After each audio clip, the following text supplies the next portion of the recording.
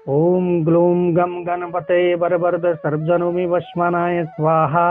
ओम गण गणपतये नमो नमः। सिद्धि विनायकाय नमो नमः। आज भाद्र शुक्ल पक्ष चतुर्थी तिथि, भगवान विघ्नहर्ता श्री गणेश जी प्रकट हुए दिन है। आज इस क्रम में जब सृष्टि का प्रारंभ हो रहा था, उस समय में आदि ब्रह्मा जी सृष्टि करना चाह रहे थे, लेकिन विघ्न आ रही थी। तो विघ्न हटाने के लिए उन्होंने आदि श्री गणेश को स्मरण किए। कारण कि हर एक प्राणी में देवत्व की भाव होती है, और वह देवत्व प्राकट्य जब तक संभव नहीं, जब तक भगवान विघ्नहर्ता गणेश का अनुकंपा न हो। यदि विघ्न है तो राक्षस गुण है उसमें, तो निश्चित रूप में जो विघ्न आ जाए उसको राक्षसीय स्वभाव कहते हैं, और विघ्न हट जाए वो विघ्नहर्ता श्री गणेश के अनुकंपा से होता है। आदि ब्रह्मा ने उनको स्मरण किया, हृदय स्थल में भगवान प्रकट हुए, और इसी क्रम में उनका विघ्न हटाने की उन्होंने आश्वासन दिया, और निसंदेह सृष्टि प्रारंभ होने चली। इसी क्रम में जब भगवान आदि ब्रह्मा सृष्टि करना चाह रहे थे, तो भगवान गणेश के स्मरण के साथ साथ चतुर्मुखी महामाया महाशक्ति आदि शक्ति तिथि के रूप में प्रकट हुई। चतुर्मुखी थी, 4 हाथ 4 पैर थे, एवं क्रम से भगवान ब्रह्मा बहुत प्रसन्न हुए। माता उनको बड़ा स्मरण की, प्रार्थना करने लगी। आदि ब्रह्मा प्रसन्न हो गए और वक्रतुंडाय हुम मंत्र स्मरण करने के लिए कहें, और माता आदि गणेश को तप करने लगी। 1 सहस्त्र दिव्य वर्ष माता तप की। तब भगवान प्रसन्न हुए आदि गणेश, और मैं आपके ही तिथि में अवतरित होऊंगा और अपना स्वामित्व प्रदान करूंगा, ऐसा उन्होंने आश्वासन दिया। इसलिए भाद्र शुक्ल पक्ष चतुर्थी तिथि को वरदा तिथि कहते। इसी दिन आदि गणेश जी अवतरित हुए थे। जबकि एक क्रम यह भी है कि माता महाशक्ति भगवान शिव के इच्छानुकूल गणेश जी को दर्शन करना चाह रहे थे, एवं क्रम में माता ने 12 वर्ष तक तप की। तब भगवान आदि गणेश प्रकट हुए, और पुत्र के रूप में माता गौरी के सानिध्य में प्रकट होने की उन्होंने माता से अनुरोध किया, और निसंदेह वो प्रकट भी हुए। और उस दिन भाद्र शुक्ल पक्ष चतुर्थी का तिथि था। एवं क्रम से अब तिथि में 2 बात है, जब कृष्ण पक्ष चतुर्थी और शुक्ल पक्ष चतुर्थी दोनों एक ही तिथि के रूप है, और इन्हीं चतुर्थी माता के अनुकंपा से अनेक तिथियों का जन्म हुआ है, तो उन्हीं का रूप माना जाता है। एवं क्रम से जब तिथि को सामुत्य प्राप्त हुआ है, तो भाद्र शुक्ल पक्ष चतुर्थी के व्रत मध्याह्न में भगवान प्रकट हुए थे आदि गणेश जी, और इनकी आराधना से धर्म अर्थ काम मोक्ष चतुर्थ पुरुषार्थ की सिद्धि की प्राप्ति होती है। जीवन में विघ्न हट जाता है। हर एक प्रकार के स्वास्थ्य से संबंधित, आरोग्यता से संबंधित, मंत्र सिद्धि, औषधि सिद्धि, हर एक प्रकार के वास्तु दोष जनित अपराध, हर एक प्रकार के दोष जीवन से समाप्त हो जाते हैं। जन्म जन्मांतर के पाप ताप समाप्त हो जाते हैं। हम लोग की एक बड़ी भारी अभिलाषा था कि इसी पवित्र तिथि को आधार बनाकर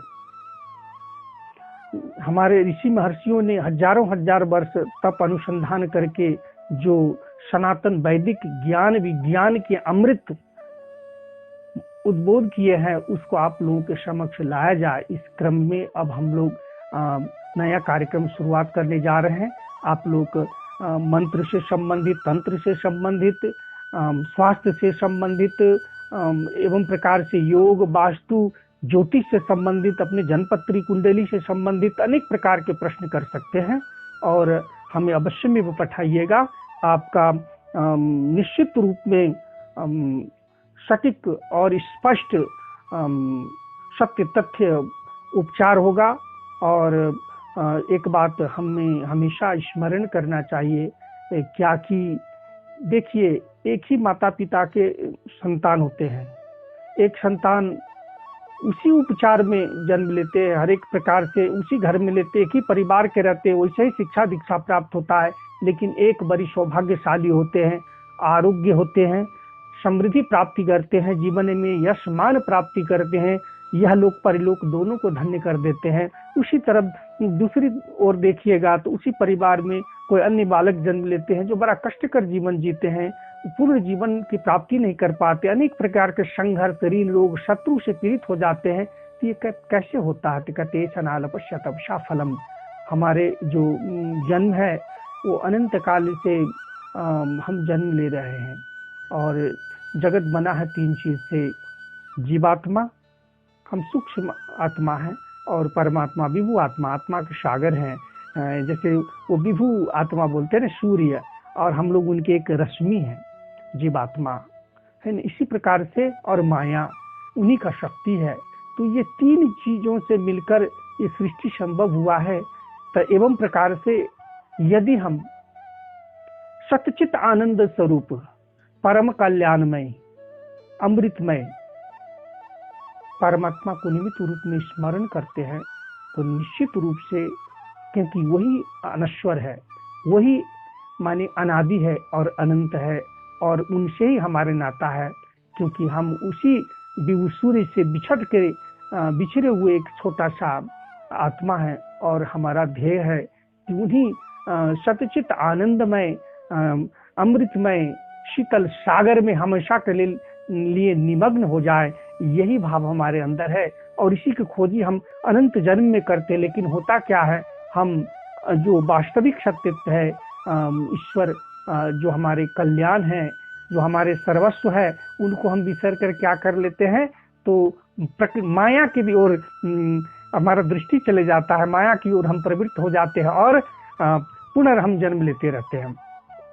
इसी प्रकार से अब इस चीज को हमें स्पष्ट करना है। और हमें जैसे कि हमारे शरीर में अनेक प्रकार के रोग, कष्ट, जीर्णता होते हैं, हमारे जीवन में विभिन्न प्रकार के काम, क्रोध, लोभ, मद, मत्सर, अहंकार जो षड रिपु है, इसका भी नकारात्मक प्रभाव पड़ता है। तो इस सब से हम कैसे सुरक्षित हो सकते हैं, कैसे अपने जीवन को भौतिक रूप से भी समृद्ध बना सकते हैं और दूसरे को भी सहयोग कर सकते हैं। जैसे हमारे ऊपर पितृ ऋण, मातृ ऋण, ऋषि ऋण एवं प्रकार से जो राष्ट्र ऋण, ये जितने भी ऋण हैं, इस सब को हम मेहनत करके इसको पूर्ण करेंगे और निश्चित रूप में सफलता को प्राप्त करेंगे और इस सब दायित्व को पूर्ण कर लेंगे, जीवन को धन्य बना लेंगे।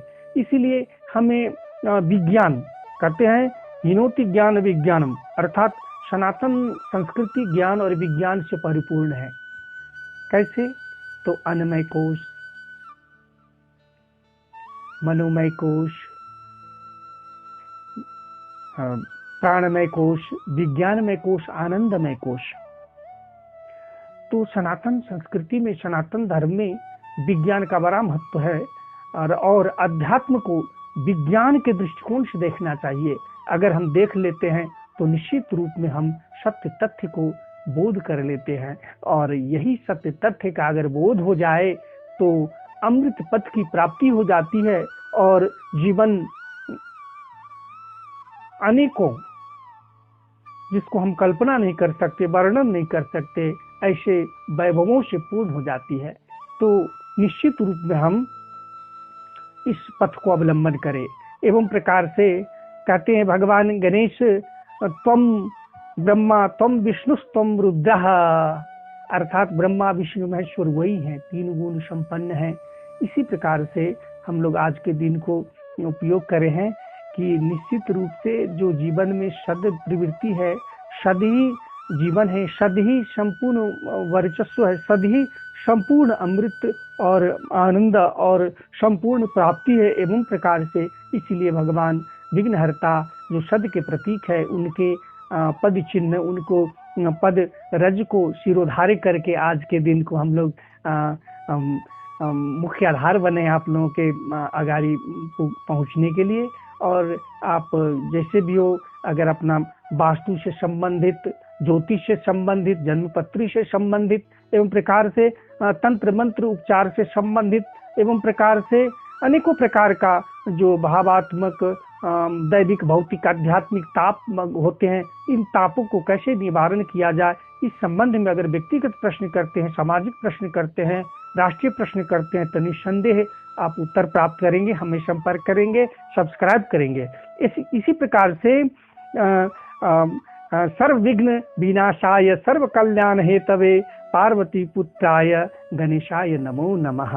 अब मैं आपको काल के बारे में थोड़ा सा, राशि के बारे में थोड़ा सा जानकारी देना चाहता हूँ, और शाता की राशि के बारे में थोड़ा सा आपको मैं वर्णन कर रहा हूँ। जैसे कि शनिवार के दिन कन्या राशि में चंद्रमा का स्थान है, इसीलिए मेष राशि के लिए ऋण रोग शत्रु के ऊपर विजय प्राप्त करने की दिन है, और समृद्धि बढ़ेगा, हर एक प्रकार से सफल रहेंगे।